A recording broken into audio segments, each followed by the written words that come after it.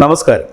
Village news web ടിവിയിലേക്ക് ഏവർക്കും സ്വാഗതം. പ്രധാനമന്ത്രി നരേന്ദ്രമോദിയുടെയും ആഭ്യന്തരമന്ത്രി അമിത്ഷായുടെയും മനസ്സുകൾ തമ്മിലുള്ള കെമിസ്ട്രി ഒരഴകു തന്നെയാണ്. നിഴലുപോലെ തൊട്ടുപിന്നിൽ നിന്ന് ആജ്ഞകൾ അനുസരിക്കുകയും അതേസമയം വിധേയത്വമില്ലാതെ അഭിപ്രായങ്ങൾ തുറന്നു പറയുകയും അവ അംഗീകരിക്കപ്പെടുകയും ചെയ്യുന്നത് ഏതൊരു പ്രസ്ഥാനത്തിൻ്റെയും രാജ്യത്തിൻ്റെയും വളർച്ചയ്ക്ക് ഒരു മുതൽക്കൂട്ടാണ്. ഇങ്ങനെ ഒരു കെമിസ്ട്രി മുഖ്യമന്ത്രി പിണറായി വിജയനും അന്ന് പാർട്ടി സെക്രട്ടറി ആയിരുന്ന പരേതനായ കോടിയേരി ബാലകൃഷ്ണനും തമ്മിലുണ്ടായിരുന്നു. അത് ഒന്നാം പിണറായി സർക്കാരിൻ്റെ വിജയത്തിന് വലിയൊരു പണത്തൂക്കം മാറ്റുകൂട്ടുകയും ചെയ്തിരുന്നു. എന്നാൽ കോൺഗ്രസിൽ ഇങ്ങനെയുള്ള ഇഴപിരിയാത്ത അടുപ്പം കൂടുതൽ കാണാറില്ല.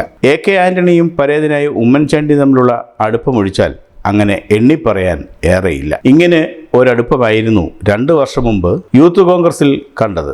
രാഹുൽ മാങ്കൂട്ടം പ്രസിഡന്റായിരുന്നപ്പോൾ തൊട്ടുപിന്നിൽ നിന്നിരുന്ന ഒന്നാം വൈസ് പ്രസിഡന്റായിരുന്ന അബിൻ വർക്കിയുമായുള്ള ചേർച്ച ആ പ്രസ്ഥാനത്തിന് അന്നേറെ ഗുണം ചെയ്തിരുന്നു. DFI പോലുള്ള ഒരു വിപ്ലവ യുവജന സംഘടന നിദ്രയിലാണ്ട് കിടന്നപ്പോൾ യൂത്ത് കോൺഗ്രസ് കേരളത്തിൽ അങ്ങോളം ഇങ്ങോളം നടത്തിയ സമരങ്ങൾ കോൺഗ്രസിന് പകർന്ന ഊർജം ചെറുതായിരുന്നില്ല. അവകാശവാദങ്ങളോ ആത്മപ്രശംസകളോ ഇല്ലാതെ രാഹുൽ മാങ്കൂട്ടത്തലിൻ്റെ തേര് തെളിച്ച് അയാളുടെ തെരഞ്ഞെടുപ്പ് പോരാട്ടത്തിൽ കയ്യും മെയ്യും മറന്ന് അധ്വാനിച്ച അബിൻ വർക്കി യൂത്ത് കോൺഗ്രസിന് ഒരസറ്റ് തന്നെയായിരുന്നു. സ്വയം കൃതാനാർത്ഥം കൊണ്ട് രാഹുലിൻ്റെ സ്ഥാനം തെറിച്ചപ്പോൾ യൂത്ത് കോൺഗ്രസ് പ്രസിഡന്റായി അബിൻ വർക്കി എത്തുമെന്നായിരുന്നു എല്ലാവരും കരുതിയത്. ചീഞ്ഞമുട്ട പോലെ നാറുന്ന കോൺഗ്രസിലെ ഗ്രൂപ്പ് രാഷ്ട്രീയം ഇയാളെ ഡൽഹിക്ക് നാടുകടത്തി. പൊട്ടിത്തെറിക്കാതെ പരാതിയില്ലാതെ അയാൾ ഇവിടെ തന്നെ നിന്നു. രാഹുൽ മാങ്കൂട്ടത്തിൽ പാലക്കാടിന് മാറിയപ്പോൾ മുതൽ ആറന്മുളയിൽ അബിൻ വർക്കിയുടെ പേര് പറഞ്ഞു കേട്ടിരുന്നു. ക്രിസ്തുമതത്തിലെ ന്യൂനപക്ഷ വിഭാഗത്തിൽപ്പെട്ട അബിൻ വർക്കിക്ക് സാമുദായിക കണക്ക് പ്രകാരം മത്സരിക്കാൻ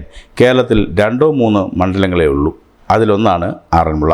അതുകൊണ്ട് തന്നെ ലിസ്റ്റിലെ 1-ാമത്തെ പേര് അബിൻ വർക്കിയുടേതായിരുന്നു. കാര്യങ്ങൾ അടുത്തപ്പോൾ കാട്ടുകോഴിത്തരം കൊണ്ട് കോൺഗ്രസിൻ്റെ മുഖത്ത് അമേധ്യം വീശിയ നേതാവിൻ്റെ അനുയായികൾ സടകുടഞ്ഞെഴുന്നേറ്റിരിക്കുന്നു. ഇതിന് പിന്നിൽ മാങ്കൂട്ടത്തിലുണ്ടോ എന്നറിയില്ല. എങ്കിലും അനുയായികൾ അബിൻ വർക്കിക്കെതിരെ ആഞ്ഞടിക്കുകയാണ്. മണ്ഡലത്തിൽപ്പെട്ട 5 യുവ നേതാക്കൾ അബിൻ വർക്കിക്കെതിരെ VD സതീശന് പരാതി നൽകിയിരിക്കുന്നു. ഇറക്കുമതി സ്ഥാനാർത്ഥി വേണ്ടെന്ന മുറിവിളിയുമായി മണ്ഡലത്തിലാകെ പോസ്റ്ററുകൾ ഒട്ടിക്കുന്നു.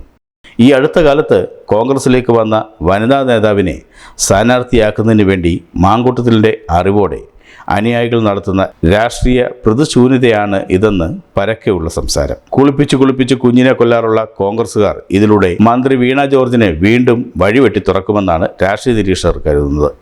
ഇതിൻ്റെ മറ്റൊരു രൂപമാണ് തിരുവനന്തപുരം സെൻട്രലിൽ നടക്കുന്നത്. MV രാഘവൻ UDFിലെത്തിയ കാലം മുതൽ അവിടെ ഉറച്ചു നിന്ന നേതാവാണ് CP ജോൺ.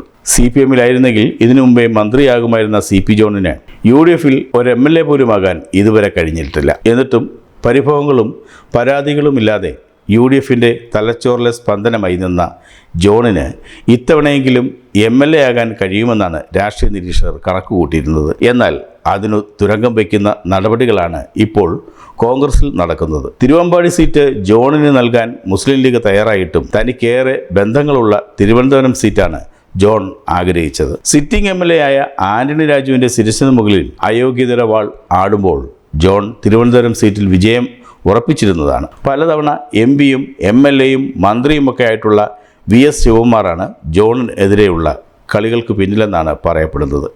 കഴിഞ്ഞ തവണ ഇവിടെ മത്സരിച്ചു തോറ്റ ശിവകുമാറിന് ഇത്തവണയും ഈ മണ്ഡലം വേണമെന്ന വാശിയിലാണെന്നറിയുന്നു. കനകോലുവിൻ്റെ സർവേയിൽ വിജയസാധ്യത ഒട്ടുമില്ലാത്ത ശിവകുമാർ മുൻപേ തന്നെ കോൺഗ്രസ് ലിസ്റ്റിൽ നിന്ന് ഔട്ടായതാണ്. എന്നിട്ടും മണ്ഡലത്തിന് വേണ്ടിയുള്ള മസിൽ പിടുത്തത്തിലാണ് അദ്ദേഹം ഇപ്പോഴും. സീറ്റ് വിഭജനത്തിൻ്റെയും സ്ഥാനാർത്ഥി നിർണയത്തിൻ്റെയും വക്കിലെത്തി നിൽക്കുമ്പോൾ ജോണിനെ വെട്ടാൻ സ്വന്തം അനുയായികളെല്ലാം രംഗത്തിറക്കുന്ന കാഴ്ചയാണ് കാണാനാകുന്നത്. CP ജോണിന് സീറ്റ് നൽകിയാൽ കോൺഗ്രസിൽ നിന്ന് രാജിവെക്കുമെന്നാണ് ഇപ്പോൾ 10 DCC ഭാരവാഹികൾ ഭീഷണി മുഴക്കിയിരിക്കുന്നത്. കോൺഗ്രസിൽ നിന്ന് BJPയിലേക്ക് ഒഴുക്ക് തുടരുന്ന അവസ്ഥയിൽ ഇവരുടെ ഭീഷണിക്ക് കോൺഗ്രസ് നേതൃത്വം വഴങ്ങുമോ? CP ജോണിന് സീറ്റ് നൽകുമോ? CP ജോണിനെ ശിവകുമാർ വെട്ടി നിലംപരിശാക്കുമോ? വരാനിരിക്കുന്ന രാഷ്ട്രീയ കളികൾ കാണാൻ ജനം ഉറ്റുനോക്കിയിരിക്കുന്ന കാഴ്ചയാണ് ഇപ്പോൾ കാണാനാകുന്നത്. കൂടുതൽ വാർത്തകൾക്കും വിശേഷങ്ങൾക്കുമായി village news web TV subscribe ചെയ്യുക, ലൈക്ക് ചെയ്യുക, ഒപ്പം കമന്റ് ആൻഡ് ഷെയർ കൂടി ചെയ്യുക.